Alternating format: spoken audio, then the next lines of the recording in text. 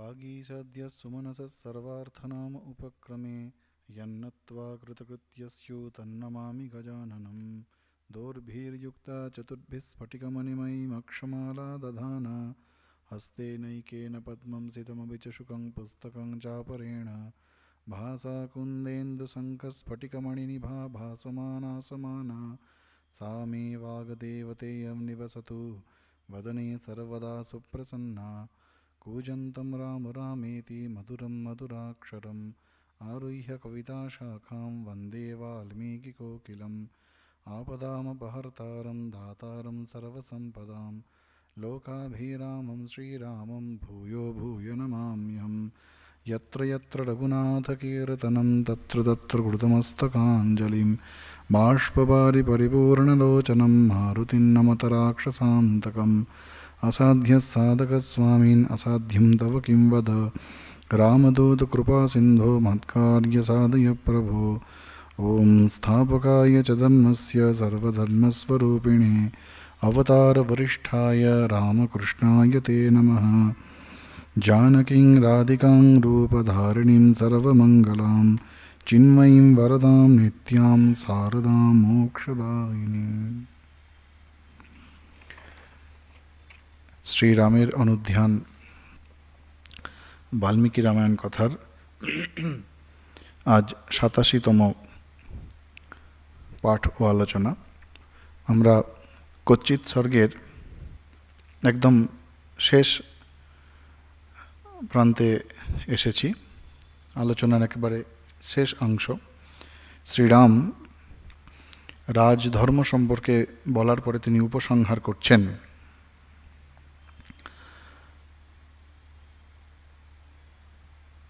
তিনি জিজ্ঞাসা করছেন, আগের দিন আমরা দেখেছি ওই রাজার ব্যক্তিগতভাবে কোন কোন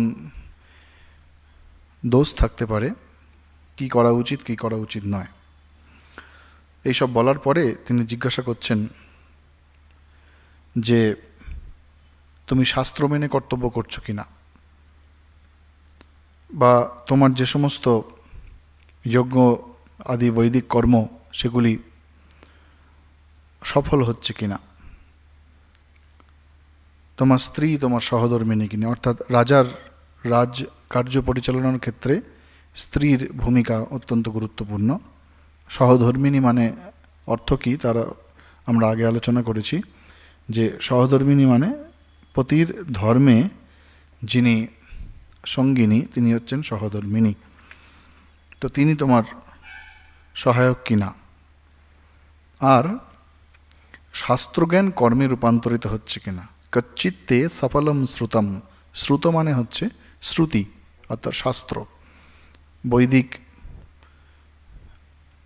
শাস্ত্র, বৈদিক আদি শাস্ত্র, বেদ আদি শাস্ত্র। সেই শাস্ত্রের যে নির্যাস, সেই শাস্ত্রের যে মূল প্রতিপাদ্য বিষয়, সেটি সার্থক কর্মে রূপান্তরিত হচ্ছে কিনা। আমরা বারবার একটি কথা আলোচনা করি, কর্মে পরিণত বেদান্ত। অর্থাৎ বেদান্তের যে মূল বাণী বা বেদান্তের যে মূল অর্থ, সেই অর্থকে আমরা কর্মে পরিণত করতে পারছি কিনা। অর্থাৎ শুধুমাত্র অধ্যয়ন করা বা মনন করা যে এই জগৎ ঈশ্বরের সৃষ্টি বা এই জগৎ ব্রহ্মময়, কিন্তু সেই অনুযায়ী আচরণ যদি না করা হয় সেটি মোটেই সেটি শাস্ত্র অনুসারে জীবনযাপন হবে না। তো সেই জন্য স্বামী বিবেকানন্দ বারবার এই কর্মে পরিণত বেদান্তর কথা বলে গিয়েছেন। তার বিখ্যাত সখার প্রতি কবিতায় ব্রহ্ম হতে কীট ও পরমাণু, ওকে, কীট পরমাণু সর্বভূতে সেই প্রেমময়, মন প্রাণ শরীর অর্পণ করো সখে এ সবার প্রায়। অর্থাৎ ব্রহ্ম থেকে কীট পরমাণু এই সমস্ত কিছুর মধ্যে সেই এক অবিনশ্বর নিত্য শাশ্বত সত্য স্বরূপ ভগবান তিনি অবস্থান করছেন। তাই মন প্রাণ শরীর অর্পণ করো সখে এ সবার প্রায়। তো অবস্থান করছেন বলে শুধু বসে থাকলে তো হবে না যে সকলের মধ্যে ব্রহ্ম আছেন, অথচ আমি একটা আমার পাশের বাড়ির লোকটার সঙ্গে খারাপ ব্যবহার করছি। আমার বাড়ির যে কাজ করতে আসে তার সঙ্গে খারাপ ব্যবহার করছি, বা কারুর সামান্যতম উপকার করেছি ভেবে নিজে অহংকারে মত্ত হয়ে যাচ্ছি। এইগুলি কর্মে পরিণত বেদান্তের উদাহরণ নয়। সেই জন্য স্বামীজি বলছেন, মন প্রাণ শরীর অর্পণ করো সখে এসব আর পায়। সেই ভগবান আছেন জেনে নিয়েই সকলের শ্রীচরণে, ভগবান আছেন জেনে নিয়ে সেই ভগবানের শ্রীচরণে প্রাণ, মন প্রাণ শরীর তিনটি, শুধুমাত্র মন আর প্রাণ দিয়ে ভগবানের চিন্তা করছি, ভগবানের আরাধনা করছি, মনন করছি, ধ্যান করছি, কিন্তু শারীরিকভাবে অর্থাৎ আমাদের জীবনে প্রত্যেকটি কর্মের মাধ্যমে তার প্রতিফলন নেই, তাহলে হবে না। সেই জন্য বলছে শরীরটাও স্বামীজি জুড়ে দিলেন, মন প্রাণ শরীর অর্পণ করো সখে সবার প্রায়। বহুরূপে সম্মুখে তোমার ছাড়ি কোথা খুঁজিছ ঈশ্বর। তোমার সম্মুখে ঈশ্বর বিভিন্ন রূপে বিদ্যমান। তিনি দরিদ্র রূপে বিদ্যমান, তিনি মূর্খ রূপে বিদ্যমান। তাদেরকে ছেড়ে দিয়ে তুমি কোথায় ভগবানকে খুঁজতে যাচ্ছ? জীবে প্রেম করে যেইজন সেইজন সেবিছে ঈশ্বর, অর্থাৎ যিনি সেই জীবরূপী শিবকে সেবা করেন, পুজো করেন, তিনি ঠিক ঠিক ওই কর্মে পরিণত বেদান্তের তত্ত্ব অনুযায়ী জীবনযাপন করে। সেই জন্য জিজ্ঞাসা করছেন যে কচ্চিত্তে সফলম শ্রুতম, যে ওই যে শ্রুতিবাক্য, ধরা যাক শ্রুতিবাক্য তৈত্তরীয় উপনিষদে আছে, অতিথি দেব ভব, আচার্য দেব ভব ইত্যাদি অনেক কিছু আছে তৈত্তরীয় উপনিষদে বা অন্যান্য উপনিষদে। এখন আমি প্রত্যেক দিন হয়তো মন্ত্রোচ্চারণ করছি অতিথি দেব ভব, কিন্তু যখন অতিথি আসছেন তার সঙ্গে দেবতার সঙ্গে যেরকম ব্যবহার করা উচিত যেরকম, সেরকম করছি না, সেটি নয়। সুতরাং শুধু শাস্ত্র পাঠ, আলোচনা, মনন করা নয়, তার যে তত্ত্ব সেটি কর্মে পরিণত হচ্ছে কিনা, অর্থাৎ তোমার জীবনে তার প্রতিফলন ঘটছে কিনা, সেইটি গুরুত্বপূর্ণ। আর জিজ্ঞাসা করছেন, সব কথা বলার পরে বলছে তুমি আমার সঙ্গে সহমত তো? তোমাকে আমি যা যা বললাম এগুলি তুমি বুঝতে পারছো তো? তুমি এটাকে গ্রহণ করতে পারছো তো? আমার সঙ্গে একমত তো, সহমত তো? জিজ্ঞাসা করছেন। কারণ এই তোমার মধ্যে যদি ধর্ম অর্থ কাম ও মোক্ষ, এই যে চতুর্বর্গ ফল লাভের জন্য তুমি যদি ঠিক ঠিক উৎসাহী হও, তবেই তুমি আমার কথার সঙ্গে সহমত হবে। সুতরাং তোমার শুভ বুদ্ধির ওপর সেটি নির্ভর করছে। আর যেহেতু রাম বলছেন আমাদের পূর্বপুরুষরা এই সৎপথ অবলম্বন করেছিলেন, সেহেতু তোমারও এই সৎপথ অবলম্বন করা উচিত। কারণ তারা আমাদের দেখিয়ে দিয়ে গেছেন যে কিভাবে সৎপথে থেকে রাজধর্ম পালন করে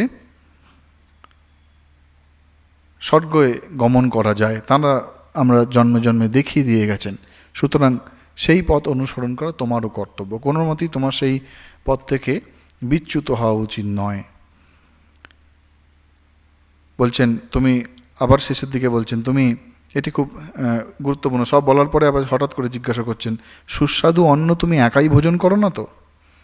তোমার মিত্র বা অন্যান্য যারা আছে তাদের সমানভাবে দিচ্ছ তো? মানে অন্নদান, এটি একটি মৌলিক আমাদের প্রয়োজনীয়তা, যেটি ছাড়া আমাদের চলে না।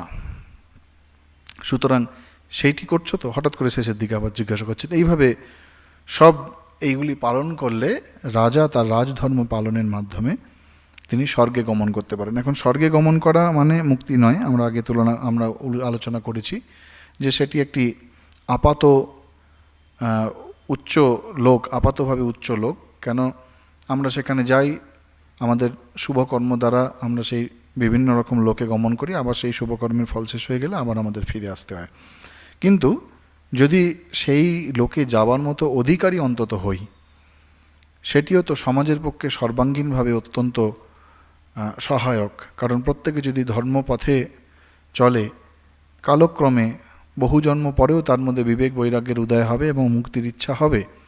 সুতরাং তখনকার দিনে এই রামায়ণের যুগে আমাদের সমাজ এরকমই ছিল, যে সেখানে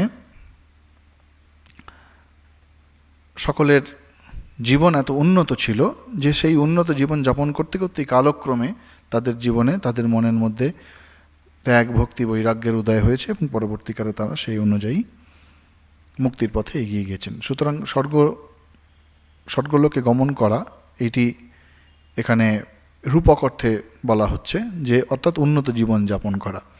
তো এই সমস্ত আলোচনা, এটি হচ্ছে রাজশাস্ত্র আমরা এটিকে বলতে পারি। রাজা কিভাবে শাসন ব্যবস্থার শীর্ষে থেকে তিনি কিভাবে নিজে রাজধর্ম পালন করবেন এবং তাকে দেখে তবেই সাধারণ মানুষ তাকে অনুসরণ করবে, কারণ রাজা হচ্ছে তাদের কাছে আদর্শ স্বরূপ। সেই আদর্শ অনুসরণ করবেন, সেই জন্য রাজাকে প্রথমে অনুসরণ করতে হয়। আমরা জানি পরিবারের যিনি প্রধান, তিনি যদি তাঁর উন্নত জীবন যাপন করেন, তাকে দেখে পরিবারের অন্যান্যরাও সেই জীবন যাপনের চেষ্টা করেন। আর তখনকার দিনে এই সমস্ত শিক্ষা এগুলি দেওয়া হতো। গুরুগৃহে গুরুকুল প্রথা ছিল তখনকার দিনে। এই সমস্ত শিক্ষাগুলি তখন গুরুকুলেতেই সকলেই পেতেন। শ্রীরাম পেয়েছেন, তার সমস্ত ভাইয়েরাও পেয়েছেন। কিন্তু আমরা জানি যে আমাদের জন্যই ভরতকে উপলক্ষ করে তিনি এগুলি বলছেন, এবং তাঁরা এইরকম জীবন যাপন করতেন বলেই তাদের দেখে সাধারণ মানুষ, জনগণ, তাদের জীবনও অত্যন্ত উন্নত ছিল। আমরা অযোধ্যা শহরের যে রাজধানী, কোশল রাজ্যের রাজধানী অযোধ্যা নগরী, সেই নগরীর উন্নত জীবনের কথা একদম শুরুর দিকে আলোচনা করেছিলাম। তো তার সেই উন্নত জীবন যাপনের মূল উৎস কোথায়, এইখানে শ্রীরামচন্দ্র বলছেন যে যদি রাজা ঠিক ঠিক জীবনযাপন করেন, তাকে দেখে অন্যান্যরাও ঠিক ঠিক জীবনযাপন করতে পারে, তাতে সমাজ, দেশ সমস্ত কিছু উন্নত হয় এবং রাষ্ট্র সর্বোপরি, সেই রাষ্ট্র সর্বদা মঙ্গল হয়। এবং যিনি রাজা, তার পক্ষে সেই জন্য সবথেকে বেশি আবশ্যক এই সমস্ত শিক্ষাগুলিকে নিজের জীবনে পরিণত করা। কারণ সিংহাসনটা কোনো রকম একটা সুখাসন নয় যে সেখানে সুখ উপভোগ করব বসে বসে। এইটি সবথেকে একটি গুরুত্বপূর্ণ বিষয়, যে আমরা বর্তমানে দেখি যেন তেন প্রকারের একটা যেটাকে আমরা পজিশান বলি, একটা স্থান গ্রহণ করতে হবে, একটা আসন লাভ করতে হবে। সেটা যে কোনো পর্যায়ে হতে পারে। তো সেইটি নয়, রাজ সিংহাসন সেটি হচ্ছেন ত্যাগ এবং তিতিক্ষার জায়গা, তপস্যার জায়গা। সেই তপস্যা রাজা তিনি সেই শীর্ষের থেকে, সিংহাসনের শীর্ষস্থানে থেকে তিনি তপস্যা করবেন, এবং তাকে দেখে জনগণ তারাও তপস্যা করবেন। সেই জন্যে স্বামীজি বলতেন, শিরদার তো সর্দার, যে শির দিতে পারে সেই হচ্ছে সর্দার। সুতরাং স্বামীজি বলছেন যে নেতৃত্বের পাশব প্রবৃত্তি জীবন সমুদ্রে অনেক বড় বড় জাহাজ ডুবিয়েছে। অর্থাৎ আমি নেতৃত্ব দেবো, নেতা হব, এই ইচ্ছা সাধারণ মানুষের মধ্যে থাকে, সেই নেতৃত্বের পাশব প্রবৃত্তি জীবন সমুদ্রে অনেক বড় বড় জাহাজ ডুবিয়েছে। সুতরাং সেই নেতৃত্ব দেওয়ার পাশব প্রবৃত্তি যেন আমাদের মধ্যে না থাকে। যিনি নেতা, যার নেতা হওয়ার যোগ্যতা রয়েছে, যার শাসনের শীর্ষে থাকার যোগ্যতা রয়েছে, তাকেই আমাদের অনুসরণ করা উচিত। এবং সেই ব্যক্তির ক্ষেত্রেও সেই শীর্ষস্থানটি মোটেই উপভোগের জায়গা নয়, সেটি ত্যাগ তপস্যার জায়গা। সেই জন্য রামচন্দ্র তিনি ভরতকে উদ্দেশ্য করে এগুলি সব বললেন, যেগুলি আমাদের জন্য দরকার। এই পুরো কচ্চিৎসর্গ আমরা 5টা পর্বে এটা আলোচনা করলাম। তো এর মধ্যে বিভিন্ন বিষয়গুলির কথা শ্রীরামচন্দ্র বলেছেন, প্রায় 76টি শ্লোকের মধ্যে বলেছেন। তার মধ্যে 105টি খুব গুরুত্বপূর্ণ, এবং যেটার সম্পর্কে বারবার তিনি বলেছেন, সেরকম 105টি বিষয় আছে। সেই তার অধীনে আবার আরও কিছু বিষয় রয়েছে, সেগুলি নয়, মোট 105টি বিষয়। যদি সবগুলোকে ধরা হয় তাহলে প্রায় 330 থেকে 35টি বা 40টির মতো ছোট ছোট বিষয় রয়েছে। সব মিলিয়ে যদি আমরা ছোট বড় মাঝারি সমস্ত বিষয়গুলিকে লিস্ট করি, একটা তালিকা তৈরি করি, তাহলে প্রায় 541টি এরকম বিষয়, যার কথা শ্রীরামচন্দ্র এই 76টি শ্লোকের মধ্যে বলেছেন। 541টি বিষয়। তো এইগুলি পালন করা হচ্ছে রাজার পরীক্ষা। এইগুলি সব শ্রীরামচন্দ্র ভরতকে বললেন। এখন আমাদের মনে রাখতে হবে যে কোন পরিস্থিতিতে ভরত তিনি এসেছেন, শ্রীরামের সঙ্গে মিলিত হয়েছেন। রাম রাজধর্মের কথা বলছেন, কিন্তু ভরতের চিত্তাকাশে, ভরতের মনের মধ্যে এক অদ্ভুত তোলপাড় চলছে, এক অদ্ভুত ঝড় চলছে। কিসের ঝড়? যে তাঁর মায়ের জন্য, অর্থাৎ কৈকেয়ীর জন্য তিনি যে পরিস্থিতির সম্মুখীন হয়েছেন, তিনি যে অপযশের ভাগী হয়েছেন সেইটি যতক্ষণ না তিনি শ্রীরামের চরণে অর্পণ করছেন বলছেন ততক্ষণ তাঁর হৃদয় শান্ত নয়। এবং তার থেকে আরেকটি বড় কথা, দশরথের মহাপ্রয়াণ হয়েছে, তিনি স্বর্গে গমন করেছেন, সেটিও শ্রীরামচন্দ্রকে বলতে হবে। তো রাজার পালনীয় এই সমস্ত বিষয়গুলি যখন শ্রীরামচন্দ্র বলছেন, ভরত সব মনোযোগ দিয়ে শুনলেন। আমার মনে হয়েছে যে শ্রীরামচন্দ্র এখানে মূলত দুটি কারণে ভরতকে এই রাজ ধর্মের কথা এই অবস্থায় বললেন। একটা স্বাভাবিকভাবে প্রশ্ন উঠতে পারে যে ভরত মিলিত হয়েছেন, ভরত এবং রাম কতদিন একে অপরকে দেখেননি, কারণ ভরত অনেক দিন ধরে মাতুলালয়ে ছিলেন, মামার বাড়িতে ছিলেন, এবং এই অবস্থায় ভরত হঠাৎ করে ওই রামের মতোই চিরবলকল ধারণ করে রাজ পোশাক ছেড়ে দেখা করতে এসেছে। সুতরাং সেখানে রাজধর্মের কথা বলার মতো কি হলো এই পরিস্থিতিতে? এটা একটা অস্বাভাবিক মতো। হ্যাঁ, ভরতকে উদ্দেশ্য করে শ্রীরামচন্দ্র আমাদের জন্য বলছেন সেটা বুঝলাম, কিন্তু সেটা পরে বললেও চলতো, এই পরিস্থিতিতে কেন? আমার মনে হয় মূলত দুটি কারণ। প্রথম কথা, তিনি বুঝেছিলেন যে ভরত এসেছেন নিশ্চয়ই অনুরোধ উপরোধ যুক্তি তক্ক দিয়ে শ্রীরামচন্দ্রকে তিনি চেষ্টা করবেন বোঝাবার জন্য যে আপনি অযোধ্যায় ফিরে চলুন এবং রাজপদ অলঙ্কৃত করুন। এবং আমরা পরে দেখব এরপরে ভরত এবং শ্রীরামচন্দ্রের মধ্যে প্রচণ্ড যুক্তিতক্ক চলবে, বেশ কয়েকটা স্বর্গ ধরে তাদের দুজনের মধ্যে যুক্তিতক্ক চলবে এবং প্রত্যেকে নিজের যুক্তিতে মানে অটুট, কিন্তু আলটিমেটলি একদম শেষে শ্রীরামচন্দ্রই ভরতকে বোঝাবেন। তো প্রথমত এইটি একটি কারণ যে রামচন্দ্র জানতেন যে ভরত তাকে বোঝাবেন, তাই ভরত কিছু বলার আগে, বোঝাবার আগেই শ্রীরামচন্দ্র রাজধর্মের কথা একদম বিস্তারিতভাবে ভরতকে বুঝিয়ে দিলেন, যাতে ভরত কিছু বলার আগেই ধরেন মানে শ্রীরামচন্দ্র যেন আমরা বলেন অ্যাডভান্টেজ নেওয়া, তিনি প্রথমেই ভরতকে একদম খুব বিস্তারিতভাবে এইসব বলে দিলেন। কারণ জানেন শ্রীরামচন্দ্র জানেন যে ভরত ধর্মাত্মা, সুতরাং ভরতকে এই অবস্থায় তাঁর কিছু বলার আগেই ভরতের কথা কাটা শ্রীরামচন্দ্রের পক্ষে অত সহজ নয়, আমরা দেখব পরে। তো প্রথমেই তিনি রাজধর্মের কথা বলে ভরতকে একটু মানে চুপ করাবার চেষ্টা করলেন। আর দ্বিতীয়ত একটি কারণ, শ্রীরামচন্দ্র জানতেন ভরত যতই তাকে অনুরোধ উপরোধ করুক বা যুক্তিতক্ক দেখান, তিনি কোনো মতেই অযোধ্যায় ফিরে যাবেন না। কেন? কারণ পিতৃসত্য পালন করার জন্য তিনি এসেছেন, সত্যকে তিনি ছাড়তে পারেন না, কোনোভাবেই ছাড়তে পারেন না। সুতরাং সত্যের সঙ্গে কোনো রকম আপোষ করা সম্ভব নয় তাঁর। সুতরাং রাজ্য ভরতকেই চালাতে হবে, ভরতই রাজ্য চালাবেন। সেই জন্য ভরতকে এই রাজধর্মের পাঠ তিনি এই সময় পড়ালেন, প্রথমেই তিনি বলে দিলেন। আরেকটি কারণ যে শ্রীরামচন্দ্র তিনি জানেন, ইতিমধ্যেই তিনি কিছু এমন কিছু তার মনের মধ্যে চিন্তা এসেছে বা সামনে এমন কোনো পরিস্থিতি হয়েছে যাতে তিনি মোটামুটি অনুধাবন করেছেন যে দশরথ আর বেঁচে নেই, দশরথ স্বর্গলোকে গমন করেছেন। তার কিছু ইঙ্গিত শ্রীরামচন্দ্র ইতিমধ্যেই পেয়েছেন, আমরা আগে আলোচনা করেছি। তো সুতরাং একবার যদি সেই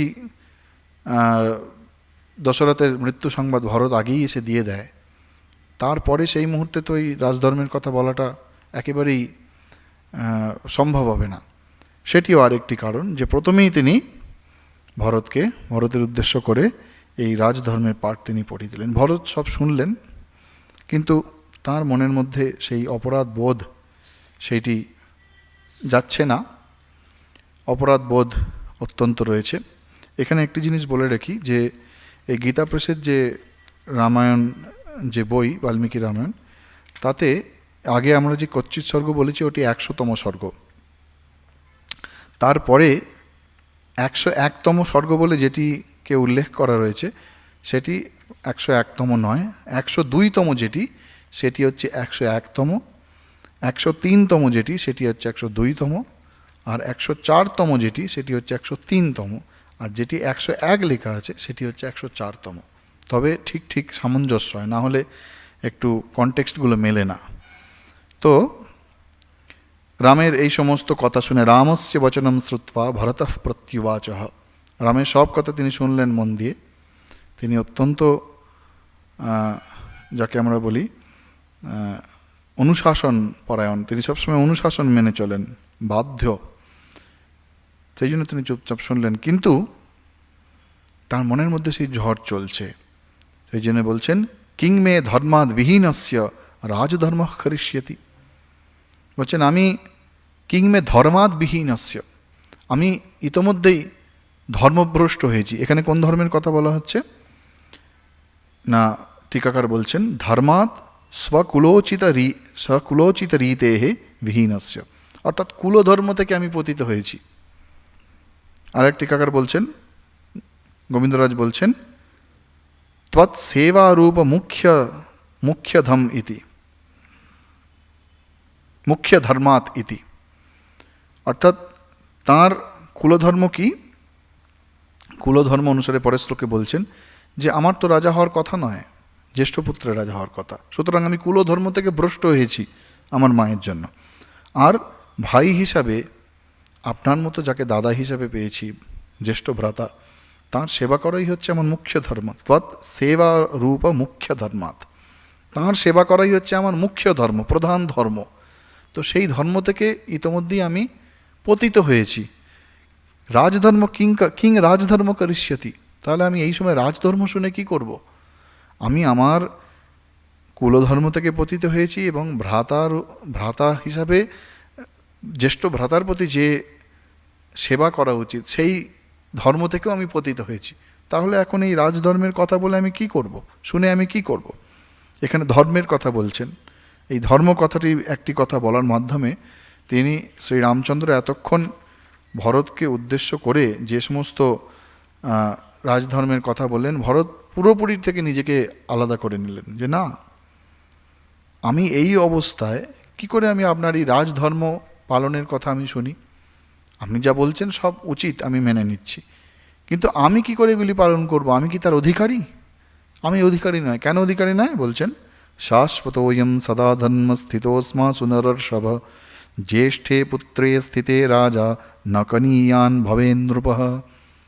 বলছেন শাশ্বত অয়ম সদা, শাশ্বত মানে যেটি চির নির্দিষ্ট, যেটি বরাবর চলে আসে বা প্রথা, প্রচলিত প্রথা, সেটি কি? শাশ্বত অয়ম সদা ধর্ম স্থিত अस्मासु নরসভ। আমাদের সমস্ত জায়গায় রাজ পরিবারের মধ্যে এইটি দেখা গেছে। কি দেখা গেছে? জ্যেষ্ঠে পুত্রে স্থিতে রাজা, যিনি জ্যেষ্ঠ পুত্র তিনিই রাজা হন। ন কনীয়ান ভবেন নৃপঃ, যিনি কনিষ্ঠ তিনি কখনো রাজা হন না। এটিই শাশ্বত, এটি আমাদের চিরাচরিত প্রথা। সুতরাং আমি কি করে এখন রাজধর্ম পালন করি? আমি তো তার অধিকারী নয়।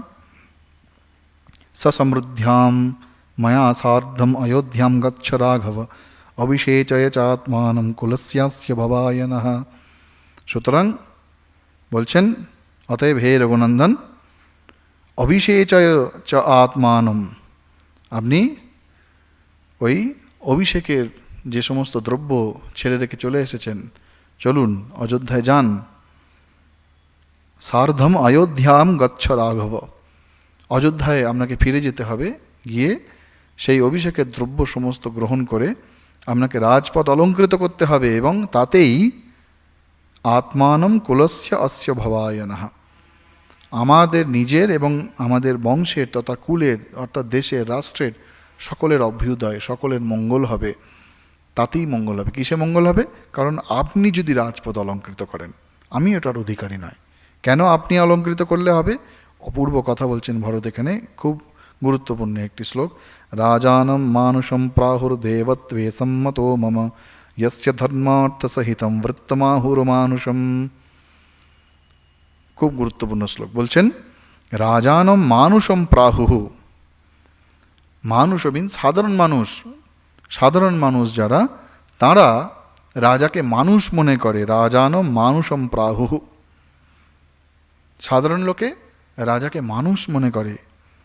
দেবত্বে সম্মত মম, কিন্তু আমি মনে করি যে তিনি সাধারণ মানুষ নন, তিনি আপনার মতো অদ্ভুত চরিত্র সম্পন্ন, যিনি কিনা যস্য ধর্মার্থ সহিতম, যিনি ধর্ম এবং অর্থযুক্ত চরিত্র, অমানুষী, অর্থাৎ যার চরিত্রের মধ্যে ধর্ম এবং অর্থ মানে ধর্ম অর্থ কাম্যক্ষ চতুর্বর্গ যার জীবন সম্পূর্ণ ধর্মে স্থিত, সেই রকম বৃত্তমাহু অমানুষম। সুতরাং যার চরিত্র ধর্ম এবং অর্থযুক্ত আপনার মতো, তিনি একমাত্র দেবতা হতে পারেন, এবং তিনি মানুষ নন, তিনি হচ্ছেন আপনার মতো দেবতা। অর্থাৎ এই শ্লোকের মাধ্যমে ভরত শ্রীরামচন্দ্রের চরিত্রের মধ্যে যে দেবত্ব লুকিয়ে রয়েছে, সেই দেবত্বটাকে জাগাবার চেষ্টা করছেন, আমাদেরকে বোঝাবার চেষ্টা করছেন। বাল্মীকি ভরতের মাধ্যমে বোঝাবো। আমরা বলেছি আগে যে বাল্মীকি খুব কম জায়গাতেই শ্রীরামচন্দ্রকে অবতার হিসাবে, ভগবান হিসাবে বর্ণনা করেছেন বা ব্যাখ্যা করেছেন। এখানে ভরতের মাধ্যমে তিনি বোঝাচ্ছেন। অর্থাৎ একদম প্রথম দিকে আমরা যখন শ্রীরামচন্দ্রের যে দেবসুলভ গুণগুলি নিয়ে আলোচনা করছিলাম, সেখানে আমরা দেখেছি যে তিনি হচ্ছেন সাধারণ মানুষ নন, সুতরাং তাকেই তিনি দেবতা মনে করেন। ভরতের চিন্তা এবং সাধারণ মানুষের চিন্তা কত আলাদা।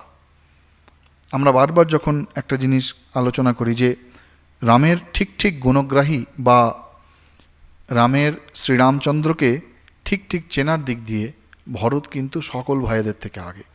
যদিও লক্ষণ সর্বদা শ্রীরামচন্দ্রের সঙ্গে আছেন, শ্রীরামচন্দ্রের প্রতি তার প্রেম, ভালোবাসা, শ্রদ্ধা, ভক্তি প্রশ্নাতীত, অকল্পনীয়, কিন্তু স্বরূপত শ্রীরামচন্দ্রকে বা তার বাকি তিন ভাইরা, তাদের স্বরূপ কি, এইটা সম্পর্কে ভরত কিন্তু সব থেকে বেশি জাগরুক। সেই জন্যে রামের পরেই হচ্ছেন ভরত জ্যেষ্ঠ বাকিদের থেকে, এবং ভরত হচ্ছেন সাক্ষাৎ তিনি ধর্মমূর্তি। তিনি ধর্ম যেন মানব দেহ পরিগ্রহ করলে যা হয়, বারবার শ্রীরামচন্দ্র বলছেন ধর্মাত্মা ভরত। তার ধর্ম সম্পর্কে তার জ্ঞান এবং সেই অনুযায়ী তার জীবন পালন এবং সেই তার ধর্মদৃষ্টি, তিনি ঠিক ঠিক শ্রীরামচন্দ্রকে চিনেছেন।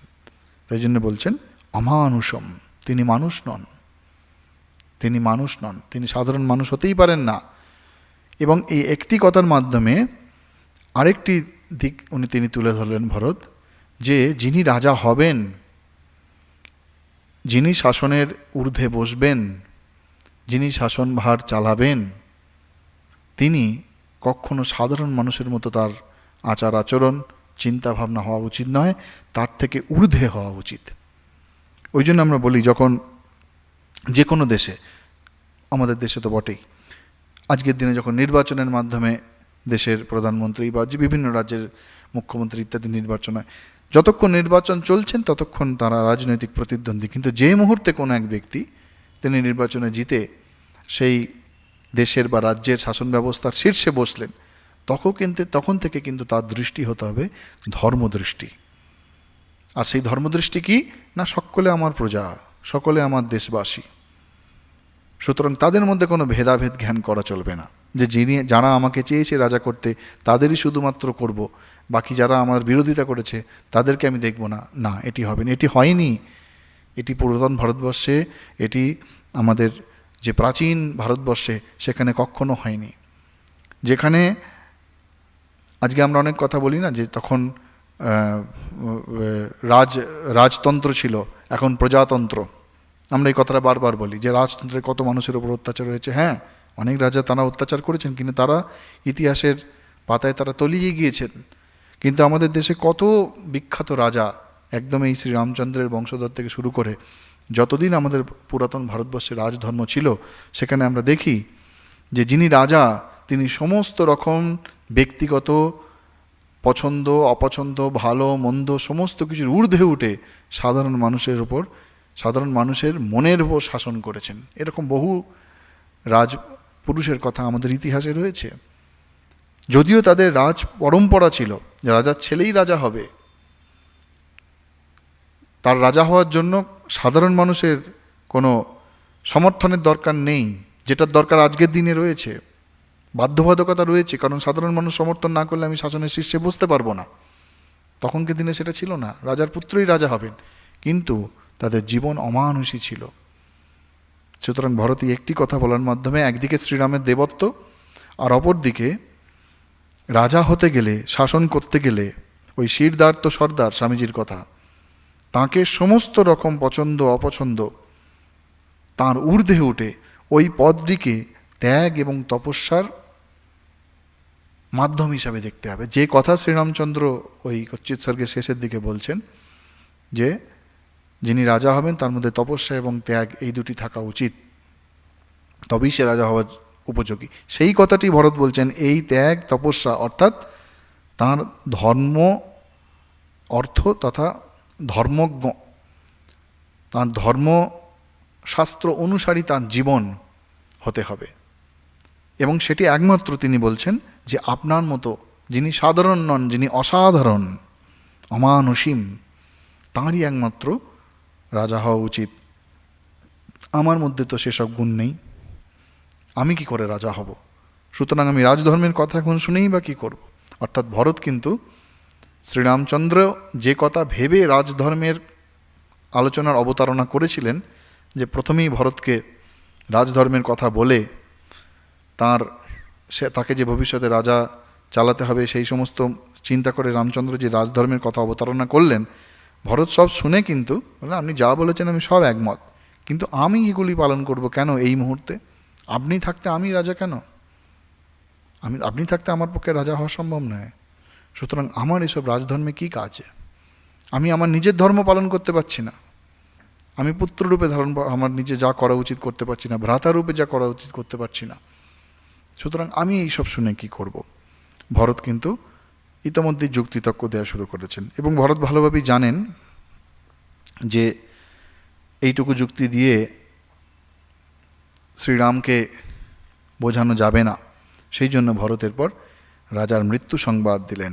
ধীমান স্বর্গম গত রাজা, রাজা স্বর্গে গেছেন।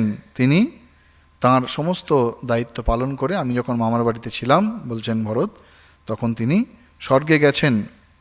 আপনি এবং স্বর্গে যাওয়ার পরে সেই অযোধ্যার কি অবস্থা হয়েছে, এবং অযোধ্যাবাসী রাজবংশের তারা সকলে মুহ্যমান হয়ে গেছে। সুতরাং আমরা অত্যন্ত অসহায়। আমরা ইতোমধ্যেই তর্পণ করে এসেছি দশরথের অন্ত্যেষ্টিক্রিয়া তথা শ্রাদ্ধাদি যে সমস্ত শাস্ত্রীয় বিধি, সেসব আমরা ইতোমধ্যেই করে এসেছি। এখন আপনিও রাজাকে জলাঞ্জলি দিয়ে অন্তত তর্পণ করুন, কারণ শাস্ত্রে বলা হয়েছে প্রিয়েণ কিল দত্তম হি পিতৃলোকেষু রাঘব অক্ষয়ং ভবতি ইত্যাহু ভবাংশ্চৈব পিতুঃ প্রিয়। আপনি তো পিতার অত্যন্ত প্রিয়তম সন্তান, সুতরাং আপনি জল দিয়ে অঞ্জলি করলেই যথেষ্ট। সেই তর্পণের দ্বারাই আমাদের পিতা তিনি স্বর্গারোহণ করবেন। সুতরাং আপনি জল দিয়ে তার তর্পণ করুন। ভরত ভেবেছিলেন যে পিতার মৃত্যু সংবাদ শুনে হয়তো শ্রীরামচন্দ্র তিনি অযোধ্যায় ফেরার কথা বলবেন, কিন্তু না, তিনি প্রথমে যখন শুনেই তিনি মূর্ছা গেলেন, কষ্ট পেলেন অত্যন্ত। ভিতরে ভিতরে অনুভব করছিলেন, ভিতরে ইঙ্গিত পাচ্ছিলেন হয়তো পিতা আর নেই, কিন্তু ভরতের মুখ থেকে শুনে সেই সংবাদ, সেই তার মনের যে চিন্তা সেটি যে ঠিক, এবং তার প্রাণসম পিতা, যার দুটি কথা, যার সত্য পালন করার জন্য আমরা চিন্তা করতে পারেন, যে পিতার মনের ইচ্ছা নয় শ্রীরামচন্দ্রকে বনে পাঠানো, তা সত্ত্বেও তাঁর পিতৃসত্য রক্ষার জন্য শ্রীরামচন্দ্র বনে এসেছেন। যে তিনি ভিতর থেকে বলেননি, তিনি বলছেন আমরা দেখেছি, আগে আলোচনা করেছি, তুমি আমাকে যুদ্ধে পরাজিত করে বন্দি করে রাজ্য দখল করো। সুতরাং তিনি অনিচ্ছাকৃতভাবে বলেছেন, তা সত্ত্বেও তাঁর কথাকে শুধুমাত্র সত্য পালন প্রতিপন্ন করার জন্য সব কিছু ছেড়ে এসেছেন। তিনি কত প্রিয় শ্রীরামচন্দ্রের, তার পিতা তার কত প্রিয়। সুতরাং সেই পিতার স্বর্গগমন হয়েছে, তিনি দেহত্যাগ করেছেন শুনে তিনি মূর্ছা গেলেন। বাল্মীকি বলছেন বনে পরশুনা কৃতঃ তথা ভুবি পপাতঃ। বলছে যেমন জঙ্গলে যখন আমরা কাঠ কাটতে যাই, তখন ওই কুঠার দিয়ে যখন আমরা কোনো বৃক্ষে আঘাত করি, সেই বৃক্ষ যখন পড়ে যায় যেভাবে, শ্রীরামচন্দ্র পিতার মৃত্যু সংবাদ শুনে তিনি সেইভাবে মাটিতে মূর্ছা গেলেন। বলছেন যেন হস্তি যেমন খুব পরিশ্রম হয়েছে, যখন হাতি আর কি ক্লান্ত হয়ে যখন থপাস করে বসে পড়ে যেন মাটিতে, সেই রকম শ্রীরামচন্দ্রের অবস্থা হলো। সকলে জল ইত্যাদি জলসেচন করে তাকে স্বাভাবিক অবস্থায় ফিরিয়ে নিয়ে এলেন। এবং ভরত ভেবেছিলেন যে পিতার মৃত্যু সংবাদে হয়তো শ্রীরামচন্দ্র তিনি অন্তত অন্যের ভরত আদি অযোধ্যাবাসী তথা পরিবারের সকলের মুখ চেয়ে অন্তত তিনি অযোধ্যায় ফিরে আসবেন। কিন্তু শ্রীরামচন্দ্র বলছেন, কিং করিষ্যামি অযোধ্যায়াম তাতে দৃষ্টম গতিং গতে। আমার পিতা, আমার প্রাণসম পিতা, তিনি যখন চলে গেছেন আমি অযোধ্যায় গিয়ে আর কী করব? উল্টো হয়ে গেল। বলছে তাকে ছাড়া আমি সেখানে গিয়ে কি করব? অযোধ্যায় গিয়ে আমার কি লাভ? এই অযোধ্যাকে কে পালন করবে? এই অযোধ্যায় তিনি তো আমাদের ছেড়ে চলে গেছেন। আমি ব্যর্থ জন্মা, বলছেন কিং নু তস্য মায়া কার্যম দুর্জাতেন মহাত্মনা, যে আমি ব্যর্থ জন্মা পুত্র, যে পিতার মৃত্যুর পরে তার অন্ত্যেষ্টিক্রিয়াতে আমি অংশগ্রহণ করতে পারিনি। সুতরাং আমার মতো আর ব্যর্থ জন্মা পুত্র কে রয়েছে? তোমরা কত ভাগ্যবান, সেই জন্য তোমরা পিতার অন্ত্যেষ্টিক্রিয়ায় তুমি আর শত্রুঘ্ন অংশগ্রহণ করতে পেরেছ, আমি পারিনি। সুতরাং আমি আর সেই অযোধ্যায় গিয়ে কি করব?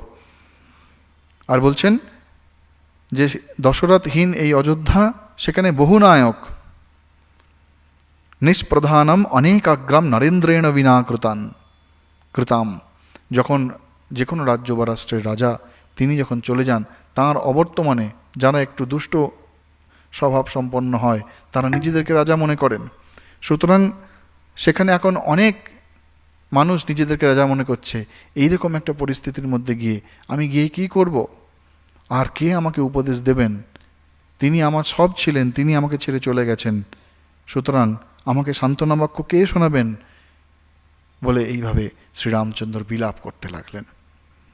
আজকে এই অবধি। এর পরের দিন আমরা দেখব কিভাবে অন্যান্য সকলে শ্রীরামচন্দ্রকে সান্ত্বনা দিচ্ছেন, চেষ্টা করছেন তাকে স্বাভাবিক অবস্থায় ফিরিয়ে আনার জন্য। আজ এই অবধি। ওম শান্তি শান্তি শান্তি। হরি ওম তৎসৎ। শ্রীরামকৃষ্ণার্পণমস্তু।